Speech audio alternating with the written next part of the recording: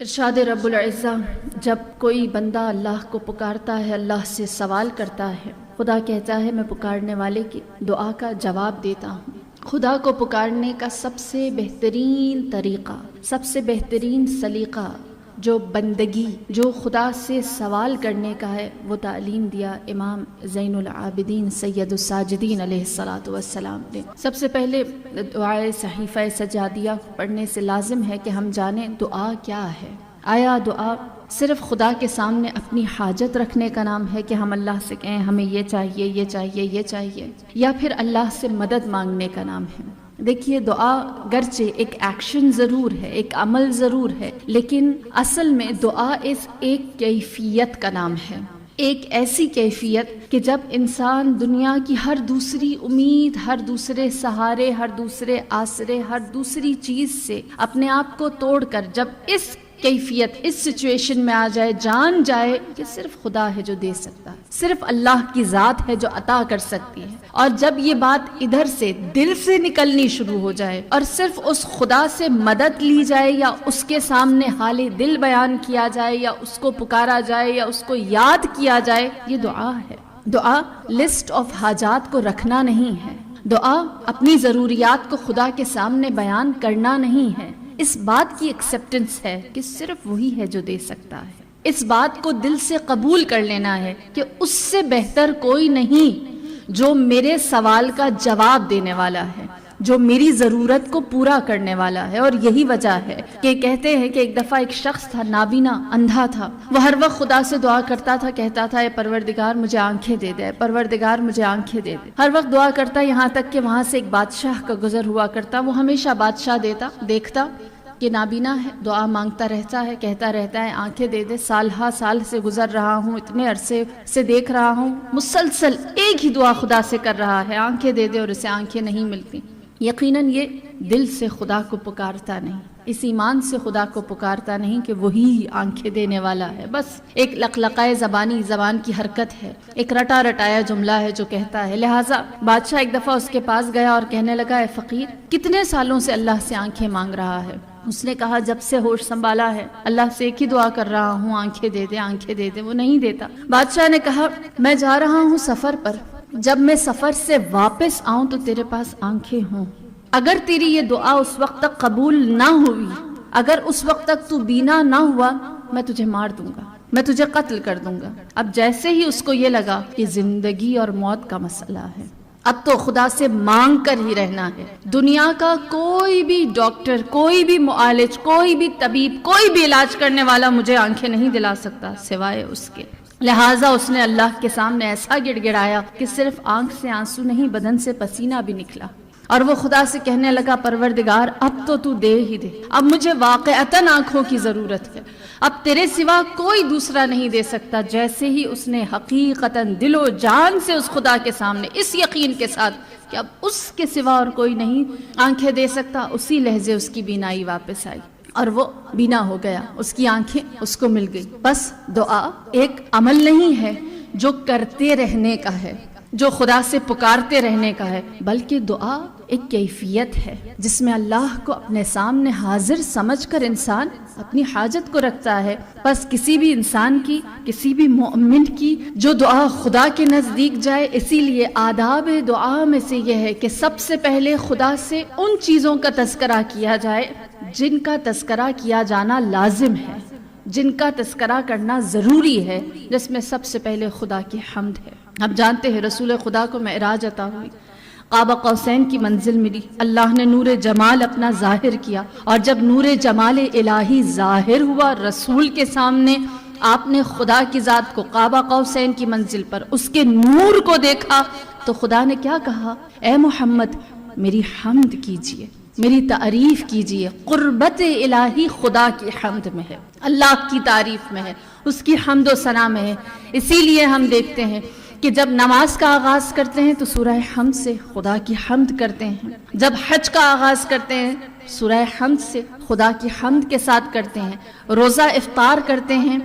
حمد کے ساتھ کرتے ہیں. بہترین عبادت تمام تر عبادتوں میں جو آج تک روز اول آدم سے لے کر خاتم تک ہوئی، وہ ساری کی ساری خدا کی حمد، اس کی ثنا، اس کی تعریف کے سوا کچھ بھی نہیں. لہٰذا اللہ کی حمد. اور اللہ کی حمد کس طرح؟ ہم میں سے بہت سے لوگ ہیں جو جانتے ہیں الحمدللہ کہہ دینا اللہ کی حمد ہے، لیکن الحمدللہ کا حق ادا کرتے ہوئے کہنا کیا ہے؟ الحمدللہ کا حق ادا کرتے ہوئے کہنا یہ ہے کہ وہ خدا کی نعمتیں جو اللہ ہمیں دے چکا ہے اس پر خدا کی حمد کی جائے، اس پر اللہ کی تعریف کرے اور کہیں خدایا تیرا شکر تو نے ہمیں اولاد دی، خدایا تیرا شکر تو نے ہمیں زندگی دی، تو نے ہمیں تن سالم دیا، تو نے ہمیں ایمان کامل دیا، خدایا تیرا شکر تو نے ہمیں کبھی برہنہ نہیں رکھا، کبھی بغیر لباس کے نہیں رکھا، تو نے کبھی ہمارے پیٹ کو خالی نہیں رکھا، تو نے ہمیں بغیر سرپرست کے کبھی نہیں چھوڑا، تو نے ہمارے لیے تمام ہدایت کے اسباب پورے کر دیے، تو نے ہمیں ولایت امیر المؤمنین دی، تو نے ہمیں دیکھنے والی سمجھنے والی آنکھ اور عقل دی. الغرض جتنی بھی نعمتیں موجود ہیں ان کا شکر ادا کیا جائے اور پھر اس کے بعد خدا سے یہ کہا جائے پروردگار جیسا کہ تو دیتا آیا ہے ویسا ہی تو دیتا رہے، جس طرح تو نے عطا کیا ہے اسی طرح پھر خدا کے فضل اور اس کے احسان کو یاد کیا جائے. لہٰذا جب آداب دعا جانتے ہوں کہ اس خدا کی حمد اور وہ نعمتیں جو عطا کر چکا ہے، یقین جانیے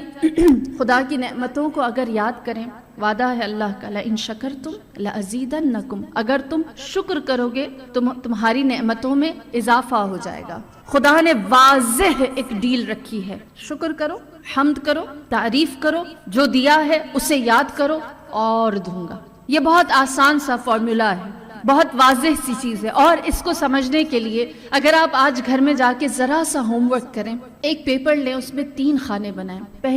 پہلے پورشن میں کالم میں لکھیں وہ نعمتیں جو اللہ آپ کو دے چکا ہے، جن کا کبھی سوال نہیں کیا تھا، مانگی نہیں تھی، جو اللہ نے آپ کو عطا کر دی ہیں. پھر وہ نعمتیں لکھیں دوسرے کالم میں جن کو کبھی آپ نے اللہ سے مانگا تھا اور آج آپ کو اس کی عادت ہو گئی ہے، آج وہ آپ کے پاس ہے، وہ آپ کی زندگی کا ایک حصہ بن چکی ہے. اور تیسرے خانے میں لکھیں وہ چیزیں، وہ حاجات جو آپ اللہ سے مانگ رہے ہیں، اور پھر خود ہی کمپیئر کریں، کمپیریزن کریں کہ دیکھیں پہلی لسٹ میں زیادہ چیزیں ہیں، دوسری میں زیادہ ہیں یا تیسری میں زیادہ ہیں. حق شکر تب ادا ہوگا جب آپ دیکھ لیں گے بن مانگے اس نے 80% چیزیں دی،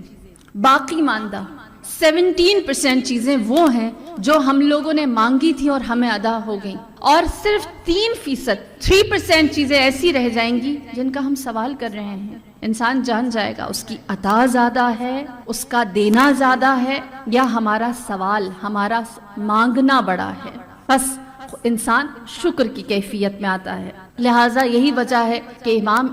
صحیفہ سجادیہ میں دعا تعلیم فرماتے ہیں کس طرح سے اللہ سے سوال کیا جائے، کس طرح سے اللہ سے مانگا جائے. دیکھیے پوری صحیفہ سجادیہ شروع سے لے کر آخر تک اس کا ایک متن، ایک طریقہ رہا ہے. جتنی بھی دعائیں صحیفہ سجادیہ میں منقول ہیں سب میں امام نے آغاز اللہ کی حمد، رسول کی رسالت اور اہل بیت پر صلوات کے ذریعے سے کیا ہے. ہر دعا کے اندر جتنی بھی دعائیں صحیفہ سجادیہ کے اندر موجود ہیں. اور یہی وجہ ہے کہ چوتھا آداب دعا اہل بیت پر درود بھیجنا ہے، ان پر سلام بھیجنا ہے، ان کی سلامتی کی دعا کرنا ہے. اور یہ درود و سلام کیوں بھیجا جاتا ہے، کیوں ہمیں اتنا تاکید کی جاتی ہے کہ ہم ان پر درود بھیجیں؟ سورہ احزاب کی آیت ہے، پروردگار عالم درود کی وجہ، صلوات کی وجہ بتاتا ہے اور کہتا ہے هو الذی یصلی علیکم وملائکتہ لیخرجکم من الظلمات الی النور. جب تم لوگ خدا کی ذات پر درود، خدا کی ذات کے کہنے پر، اللہ کے حکم پر، یصلی علیکم، آپ پر اے نبی صلوات بھیجتے ہیں اور آپ کے ملائکہ آپ پر صلوات بھیجتے ہیں، لیخرجکم من الظلمات الی النور، تاکہ تمہیں نور، ظلمات سے، تاریکی سے، اندھیرے سے نکال کر نور کی جانب لے آئیں. ہم جانتے ہیں ہمارا جو دنیا میں ایک دوسرے کو سلام کرنا ہے، یہ بھی ایک طرح سے وہی چیز ہے. السلام علیکم کہنا بھی سلامتی کی دعا ہے، صلی اللہ کہنا بھی سلامتی کی دعا ہے. لہٰذا کیا وجہ ہے؟ فرض کیجئے اگر میں آپ میرے اوپر سلام بھیجتے ہیں تو یخرجکم من الظلمات الی النور، وہ انسان کو ظلمات سے نکال کر نور کی جانب لے کر آتا ہے، انسان کی پستیوں کو بلندیوں میں بدل دیتا ہے، انسان کی ظلمت کو، تاریکی کو نور میں بدل دیتا ہے، انسان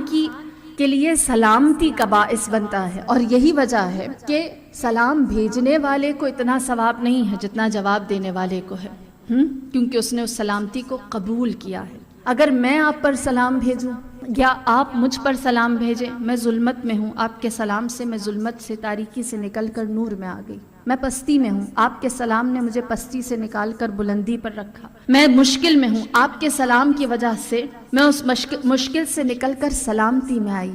کیونکہ آپ نے ایک ایسے وجود کے اوپر سلام بھیجا ہے جو ظلمت میں ہے، جو پستی میں ہے، جو جہالت میں ہے، جو تاریکی میں ہے، جو مشکل میں ہے، اس کو آپ نے سلامتی دے دی۔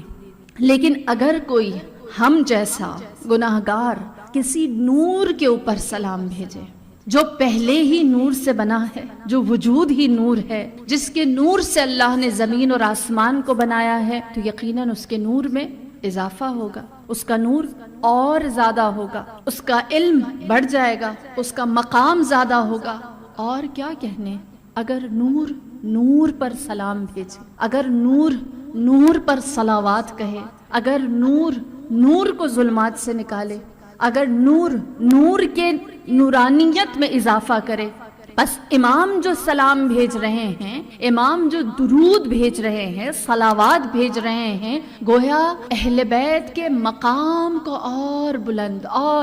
ہر صلوات جو جاتی ہے، ہر سلام جو جاتا ہے، ان کے مقام میں بزرگواری، ان کی فضیلت میں اضافہ، ان کے نور میں اضافہ، خدا کے نزدیک ان کا مقام، ان کا درجہ، ان کا رتبہ، اس میں اضافہ اور اضافہ ہوتا چلا جاتا ہے۔ یہی وجہ ہے کہ ہم کہتے ہیں کہ جو فضائل، جو علم، جو مقام، جو مرتبہ اہل بیت ہے، وہ کسی کی سمجھ میں آنے والا نہیں ہے۔ جس طرح رسول خدا نے فرمایا، انی سمیت فاطمہ بفاطمۃ لأن الناس فتموا عن معرفتها، میں نے اپنی بیٹی فاطمہ کا نام فاطمہ اس لیے رکھا کیونکہ لوگ اس کی معرفت سے الگ ہیں، جدا ہیں، دور ہیں، لوگ نہیں سمجھ سکتے فاطمہ کیا ہے۔ رسول خدا نے فرمایا، اے علی، تجھے کوئی نہیں سمجھ سکے گا سوائے میرے اور اللہ کے، اور اللہ اور رسول کو کوئی نہیں سمجھ سکے گا سوائے تیرے، اور سوائے اللہ کے ہم دونوں کو کوئی اور نہیں سمجھ سکے گا، اور سوائے ہمارے کوئی بھی فہم خدا، درک خدا، مقام خدا، فضیلت اور معرفت خدا کو اس درجے پر حاصل نہیں کر سکے گا، کیونکہ وہ مقام، وہ مرتبہ اہل بیت لا متناہی، اینڈ لیس ہے، کبھی نہ ختم ہونے والا ہے، اس میں اضافہ ہوتا رہتا ہے، ہر صلوات کے ساتھ، ہر درود کے ساتھ، ہر سلام کے ساتھ وہ بڑھتا چلا جاتا ہے، جس کی کوئی انتہا نہیں ہے، جس کی کوئی لمٹ نہیں ہے، جس کی کوئی حد نہیں ہے۔ لہٰذا اسی لیے امام فرماتے ہیں کہ آداب دعا میں سے یہ ہے کہ اپنے آپ کو us and less, us eternal فضیلت سے جوڑ دو، اپنے آپ کو اس سے منسلک کر دو، اپنے آپ کو اس سے کنیکٹ کر دو، اور پھر خدا کے سامنے اپنی حاجت کو رکھو۔